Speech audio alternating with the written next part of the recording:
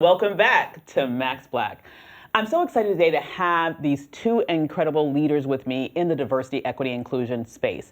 Why? Because this issue, I would argue, is more important now than ever, especially given what we're seeing right now in a post-Trump era that seems to be about everything counter to diversity, equity, and inclusion. Join me in welcoming my two guests to the show today. Welcome, Sasha and Angel. Thank you for having us. Wonderful. So I'm going to start off by having each of you introduce yourself. So we'll start with you, Sasha. Hello everyone. My name is Sasha Thompson. I am the founder of the Equity Equation, which is a boutique diversity and inclusion firm here in the Washington, D.C. area. We focus on inclusive leadership training for executives and for middle managers while focusing on the most marginalized within those organizations. Wonderful. And Angel. Hello all, Angel Henry here. I am author of Dents in the Ceiling, Tools Women and Allies Need to Break Through. And that came from the fact that I essentially like to break things. I like to break bias, stereotypes, but most importantly, career ceilings for Black women. Awesome. Love that. So let me just start off by talking about this issue of diversity, equity, inclusion and where we are right now with the lay of the land. You know, there was a moment in time, a brief, I would say, poof, right after the George Floyd travesty and tragedy, where there was a lot of attention on diversity, equity, inclusion. There was a lot of investment in diversity, equity, inclusion. It's my sense that that's really being pulled back now. Am I correct? Or do we still see the same level of commitment from corporations in addressing these issues? You know, it's interesting you say that, right? Is it a movement or is it a moment? Mm-hmm. And I think that it has been a series of mini moments that we're starting to see. Because shortly after George Floyd, there was the uprising which was happening with the Asian community, right? There were things that were happening in the LGBT plus community. Roe versus Wade is now started. So I think there's a series of moments that are elongating this time that or corporations aren't prepared for. They're not really prepared for at all. And so I think that they're now in this understanding of, okay, this isn't going away. So how do we do this in a way that's sustainable, but also addresses everything that's happening in the world? They can no longer close the doors on what's happening outside of those corporate spaces. Yes, absolutely. What are your thoughts, Angel? Yes, I completely agree with Sasha. What I see when I work with clients and corporations is the first thing that I ask is, what's your budget? What's the strategic plan? How does this align to your vision, your mission, and your goals long term? And quite frankly, it's a lot of dead silence. So it is really about where are you putting your dollars and your budget to commit to these initiatives long term. And what we're finding is corporations and companies have this very yearly, annual budget cycle. Right. And if it wasn't planned for the previous year, it's not in the budget, and they're scrambling right now to find the dollars and to allocate to, as you said, these longer initiatives that they realize they really do have to bake into their organization. Right. And you know, what's really interesting to me is that we're dealing with these dynamics that, quite frankly, never go away, obviously.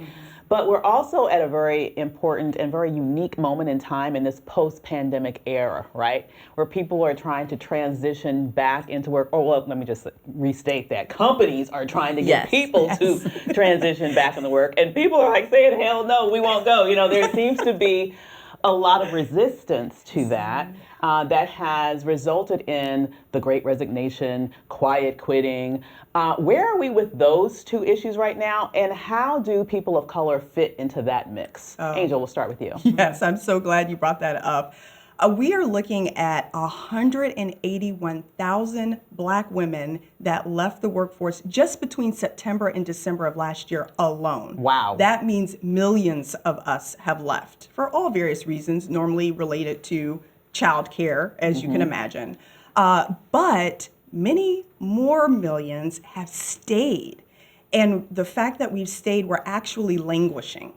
And that means that we're in that space between not quite depressed, but not thriving either. And in that space, we're sitting there not feeling valued, having our peers pass us by with promotion, and quite left feeling invisible. Wow. And your thoughts on it, Sasha? Yeah, first of all, I think quiet quitting is nothing new. Right. It's a new term, but it's been happening, especially in the Black community, in corporate spaces for a very long time, even before corporate spaces, right? It's historical.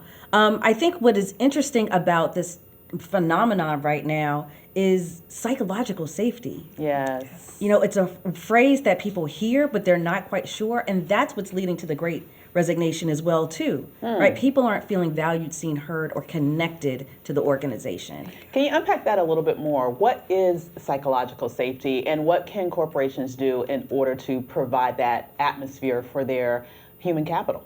Yes, thank you. So psychological safety is really about how can you show up, how can you speak up without retribution, right? Feeling that you are safe to be able to say, do things without being retaliated against. Right? If you see something that's wrong, you can speak up. But there's so many cultures that are very toxic that if you see it, I'm not going to say anything. And so when it happens to be racism, sexism, whatever those topics are or challenges, people get quiet. Yeah. And so if you're from a marginalized community and you see these things or you experience these things, you're not going to speak up. And so that's a lot of the work that I'm doing is measuring the psychological safety in these organizations and then saying to leaders, this is your score. This has nothing to do with your employees. This is how they're experiencing your team or your organization. That's powerful because it's making them take responsibility for the environment that they create. Yes. That is powerful. Now, Angel, you literally wrote the book on this. That kind of I would say, how unsafe are environments for Black women, specifically in corporate America in the tech space? Oh my goodness. When we talk about intersectionality, when you start layering in different layers of identity, such as race, culture, gender, sexual orientation, preference, right? With every single layer becomes a barrier to between that individual and the majority culture and population. And as we know, there are hospital systems, tech, right? Academia. There's a culture there in terms of unwritten rules, and the more and the further and further you are from that unwritten space that you cannot tap into, the more you're feeling it. Wow. And so what I found in the book, when I interviewed over 30 women in tech, we were seeing themes of sexual harassment, being treated like the maid. Oh, Jesus. And a lot of, I would say the majority of us, I would say there was probably about 90%, 95% actually, of those that I interviewed were deemed the lonely only, meaning they were the only African-American female on their team, in their department, or that held the title that they had. And so when you are literally the only voice, the mistake that is made is that you have a voice at the table. No, you have a seat at the table. You may not have a voice, and if you do have a voice, you may not get heard. Wow. Yeah. So in wrapping up, if you were each to suggest one thing that organizations could do to create a more safe and an environment that would really allow Black women to thrive, what would you suggest they do? Train middle managers. Train middle managers. Yes, particularly on psychological safety and emotional intelligence. Got it. Because those are the areas where middle managers, no one gets taught how to be a manager, right? You're good at your job and then they throw people to you. And so what ends up happening is executive leadership has these conversations. Those in the front line are the ones that are suffering, and it's the middle managers that don't know what to do.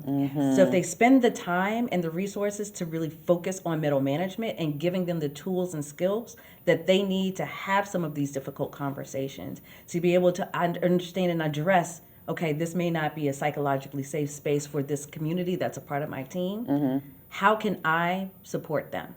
Got it. Right? And so that's that emotional intelligence piece. Wonderful. And Angel? Absolutely. I jokingly, but it's the truth, I tell people, my job is just to teach people how to be human. Yeah. That's it. And so the one thing that I would absolutely stress and tell organizations, companies, anyone is let's stop putting the cart before the horse. Let's focus on inclusion first, and diversity will come. I love it. To me, the takeaway is inclusion first. Thanks for joining us on this episode of Max Black.